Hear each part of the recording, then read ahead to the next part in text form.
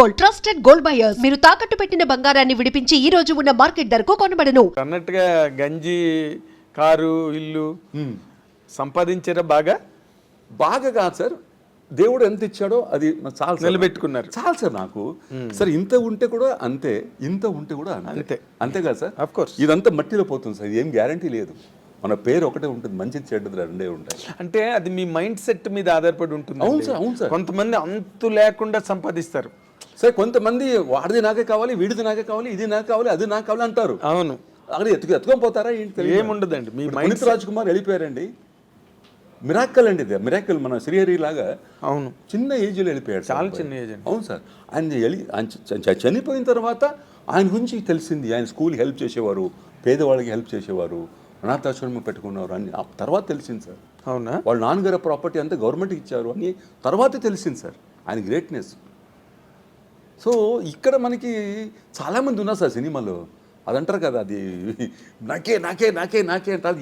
ఏం ఎత్తుకొని పోతారా, తీసుకుపోతారా నాకు అర్థం కాలేదు సార్. ఇక్కడే ఉంటే ఏం జరిగేదో తెలియదు నాకు. ఏం సార్? అంటే ఇప్పుడు మీరు హ్యాపీగా ఆస్తులు, ప్రాపర్టీస్, ల్యాండ్స్, బిల్డింగ్స్. నేను అప్పుడు ₹100 500 ఏకర్ కొన్నాను సార్, బెంగళూరులో, బెళగాంలో, అక్కడిక్కడ. అది ఇప్పుడు కొంచెం పెరిగింది రేటు. అది నాకు ప్లస్ సార్. ఇంకా ల్యాండ్ పెరుగుతూనే ఉంటుంది. ఉంటుంది. అది నాకు ప్లస్ సార్. నేను ఎక్కడ కూడా డబ్బులు వేస్ట్ చేయలేదు సార్. కొంచెం అక్కడక్కడ ప్రాపర్టీ చేసుకున్నాను. ఆ ప్రాపర్టీ ఈరోజు నాకు హెల్ప్ అవుతుంది. అదేలే. అవును సార్. ఇప్పుడు మీరు 10 కోట్ల కారు ఉంటే కూడా, ₹10 కారు ఉంటే కూడా మీరు పెట్రోల్ పోస్తేనే వెళ్తుంది. అంతే. గేర్ వేసి మీరు ఇది చేస్తేనే మనం డ్రైవ్ చేస్తే అంతే. ఇప్పుడు టాటాలో 1,25,000కి ఏసీ కార్ ఇస్తున్నాడు. అవునండి. అదేదో ఇన్నోవా ఏదో ఉంది. అవును, కొత్తది చెప్తున్నాను మీకు. దాని వెళ్తే కూడా అంతేనే. పెద్ద పెద్ద ఎక్కడైనా మనం ట్రావెల్ చేయడానికి ట్రావెల్ చేయడం అంతే. ఇప్పుడు మరి మీ ఫాదర్ బిజినెస్, టింబర్ బిజినెస్ తమ్ముడు చూసుకుంటున్నారు సార్. అది still it is running. Okay. అంతే. మా బ్రదర్ ఉన్నారు, ఆయన స్మాల్. సో మీ స్టార్డమ్ లోకి వెళ్ళిన తర్వాత దానికి ఇంకా క్రేజ్ వచ్చి ఉంటుంది సార్. అక్కడ కూడా మంచి పేరు నాకు. సో మంచి అందరికీ బాగా చెప్పాయి అన్ని. వాళ్ళకి ఏమేమి కావాలి అన్ని ఇచ్చేసి. ది బెస్ట్ మూమెంట్ మీ కెరీర్ లో గుర్తు చేసుకుంటే? ప్రత్యేకట్న నంది అవార్డు వచ్చింది సార్ నాకు. అప్పుడు అంటే ఎన్టీ రామారావు గారు నన్ను, చరణ్ రాజు గారు ఇప్పుడు రావాలి అన్నారు. అప్పుడు నేను అన్నీ తీసేసి, గడ్డ మీస తీసేసి క్లీన్గా వైట్ అండ్ వైట్ వేసుకొని స్టేజ్ మీద వచ్చానండి. చూస్తున్నారు ఎన్టీ రామారావు గారు. ఆయన ఎవరు? చరణ్ రాజు కొడుక అని అడిగారండి. ఎందుకంటే ప్రతిఘటన సినిమా 2 సార్లు చూస్తున్నారు ఆయన. రామోజీరావు చెప్పి ఒక షో చూసి నేను ఇంకొకసారి చూడాలని మళ్ళీ 2 షో కంటిన్యూ చేసి చూసారంట. నాకు రామోజీరావు గారు చెప్పారు. ఓకే. ఆయన లేదండి, ఆయన చరణ్ రాజు అండి అంటే అని చెప్పేసి వచ్చి మైక్ పట్టుకొని, చూడండి ఆర్టిస్ట్ అంటే ఇలా ఉండాలి.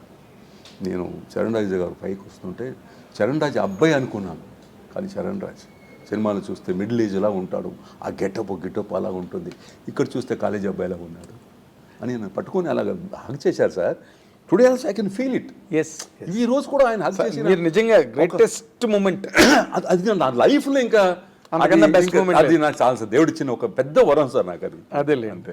అండ్ మీరు అలాగే మనిషి ఆర్టిస్ట్ లైఫ్, ఆఫ్ కోర్స్ ప్రతి మనిషికి తీపి అనుభవాలు, చేదు అనుభవాలు అన్నవి కామన్. ఆర్టిస్టులకు ఎక్కువ ఉంటాయి. ఎందుకంటే వాళ్ళు చాలా సెన్సిటివ్ గా ఉంటారు.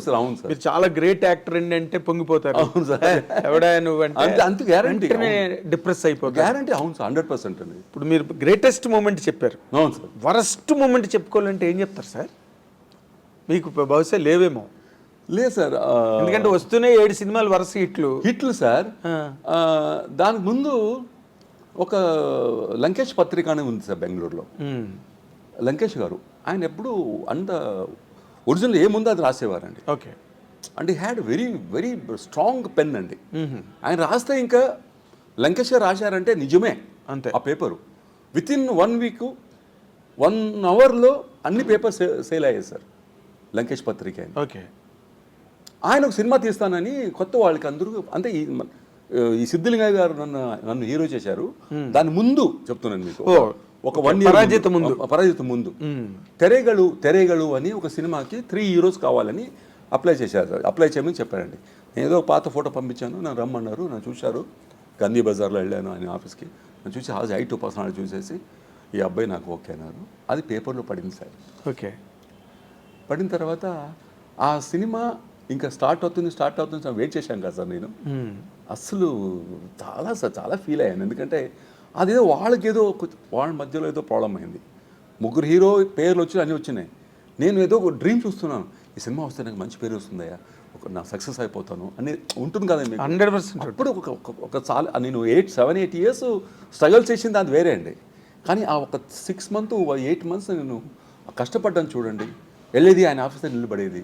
ఒకసారి తిట్టేశాను నన్ను ఆయన. తిట్టేసి ఏయ్ వెళ్ళవయ్యా, చెప్తాను ఎళ్ళు వచ్చానండి, ఎందుకు వస్తున్నావు ఇక్కడికి అని చెప్పావు. సో అలాగా జరిగింది సార్. అది ఆ సినిమా జరగలేదు సార్. తర్వాత పరాజిత. ఓకే. సిద్ధిలింగ గారు. ఇప్పుడు మీరు నార్మల్గా ఇప్పుడు ఆ భట్టు అన్న అతను ఎవరో మిమ్మల్ని టీచ్ చేసాడు అన్నారు. అవును సార్. ఆ తర్వాత వాట్ వాజ్ హిస్ రెస్పాన్స్ అండి? మీరు సార్ పరాజిత సినిమా హిట్ అయిన తర్వాత first time I'm going in Dakota flight అండి.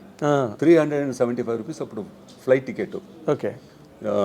వెళ్ళి నేను వెళ్తున్నాను, అమ్మ నా చెప్పేశాను వస్తున్నాను అని చెప్పేసి ఫ్లైట్లో చూస్తే ఫ్లైట్ నుంచి ఒక రౌండ్ కొడతారు కదా సార్ దిగే ముందు. అవును. చూస్తే కింద అంత ఫుల్ ఇలా 3,000-4,000 పీపుల్ ఉన్నారండి.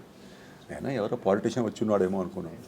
చూస్తే వాళ్ళందరూ వచ్చి నా కోసం సార్.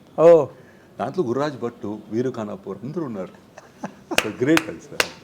అదేలేండి, మంచి చెరిషింగ్ మూమెంట్. ఆ రోజు ఒక ఫంక్షన్ చేశారు వాళ్ళు. ఫంక్షన్లో చెప్పాను నేను, ఈరోజు చరణ్ రాజ్ అనే 5 అక్షరాలు పబ్లిసిటీ అవడానికి, ఈరోజు ఫిల్మ్ యాక్టర్ అవడానికి కారణం నా ఫ్రెండ్ గురురాజ్ అని.